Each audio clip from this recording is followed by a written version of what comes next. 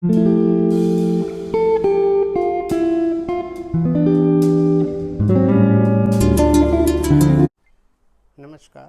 welcome back to my YouTube channel. I am Dr. Sanjeev Gupta. In this video, I will cover the corporate espionage as one of the type of corporate frauds. Friends, in my earlier videos, I covered the 4 types of frauds, that is bribery and corruption, manipulation of financial statements, and misappropriation of assets, and procedural related frauds. In this video, I will cover the last one, is the corporate espionage. The corporate espionage is also termed as known as the industrial espionage.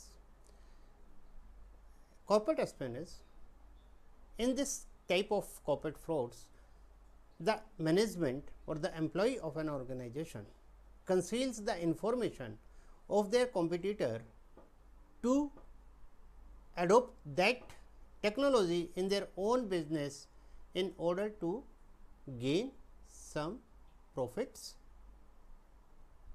at the cost of the competitors. Espionage, it not only leads to an organization toward the stage of bankruptcy, but it also reduces or demolish or damages the reputation or the image of a particular brand, of a particular organization, or even damages the financial or the business relations with the neighbor countries. So, before going into aspects about the modus operandi of the corporate espionage, I will define the terms, which are some technical terms, like 2 types of modus operandi: the concealment of information as well as the infringement or the use of the intellectual property rights of the competitors. So, what is the intellectual property rights and what are the concealment of information? If I am concealing the information of my competitor, that is known as the concealment of information. This concept is self-explanatory, but if I uses or infringes means using the intellectual property rights of my competitor, that is also one of the modus operandi of the corporate espionage. So, what are the intellectual property rights? Intellectual property rights are divided into 4 terms, that is trademark, copyright, design, and patent. Trademark is known as the by pronunciation. The copyright, the writing style of a particular trademark, any artistic work, any originality of the work. Then design, the outer look of a product, and patent, the invention to make or to produce that particular product. For example, this is the mouse of Logitech. So, Logitech, it is the trademark, and the style of writing Logitech, it is the copyright, how it is written. The outer look of this mouse, that is known as the design, how it looks. And fourth one is patent, how this mouse was made, since it is a wireless mouse. So, earlier to switch over from cable mouse to wireless mouse, that is also in a patent. So, in simple words, the trademark known by the name, by pronunciation, the copyright, the writing style, the design, the outer look, and the patent, the procedure to make this mouse. Generally, what happens, the companies generally conceals or uses the trademark of their competitors. For example, the Bata company, the writing style is BATA. Some companies, what is a BAATA, and put the mark in the similar manner as it is put by original Bata. This is the infringement of the trademark.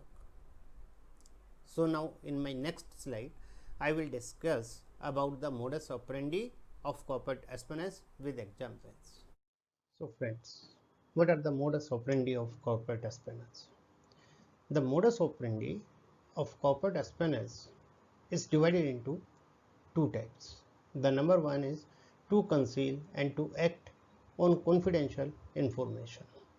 The second one is to use or infringe trademark of its competitor to sell the products and to cheat the consumer of that competitor company as well as to cheat the consumer at large.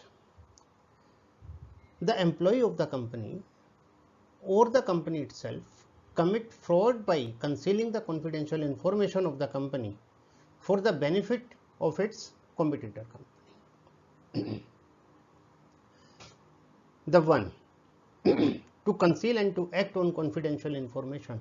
In such type of frauds, an employee of a company acts on the basis of confidential information of his company, like before the announcement of the information on the takeover, acquiring shares of that company in order to obtain pecuniary advantage, speculating that he or she will be able to sell those shares in the takeover bid at a significantly higher prices than the current market prices. The second example is to pass on corporate information, which are the confidential information for this corporate, to a company that offered a job to him or her. The next one is to download trade secrets files and then allegedly share file with the other companies. Means when a person who is sitting on a computer can download the confidential files from the systems and then pass on these files to the competitor company or to another company in which he is trying to get the jobs. The next example is to secretly record usernames and passwords of customers for capturing information to access their bank accounts and transfer their money to fraudulently opened bank accounts. This is also one of the example to conceal and to act on confidential information. The next one is to illegally accessing the computer system of former employer and reading the email messages of company executives for the purpose of gaining a commercial advantage with a competitor. So these are such examples in which the employees of a company or the employers itself conceal and act on confidential informations. The second modus operandi of corporate espionage is to use infringe trademark of its competitor to sell the product and to cheat the consumer. The competitors uses the trademark in a similar manner as of its competitor. Means he is using the trademark, whichever trademark is used by his competitor, which results in reduction of profits and decrease in sales of the another company. Thus, the effect of corporate espionage is almost wholly negative. This type of frauds can be prevented or cannot be prevented. Yes, this type of frauds can be prevented. How? By keeping sensitive information secretly and by putting a check on employees' behavior. So, these two types of modus operandi of corporate espionage that are adopted either by employee or employer to commit a corporate fraud. So friends, this is all about corporate espionage as one of the type of corporate frauds. Friends, I have covered 5 types of corporate frauds in the corporate sector. One is bribery and corruption, second one is manipulation of financial statement, third one is misappropriation of assets, fourth one is the procedural related frauds, and the fifth one is corporate espionage.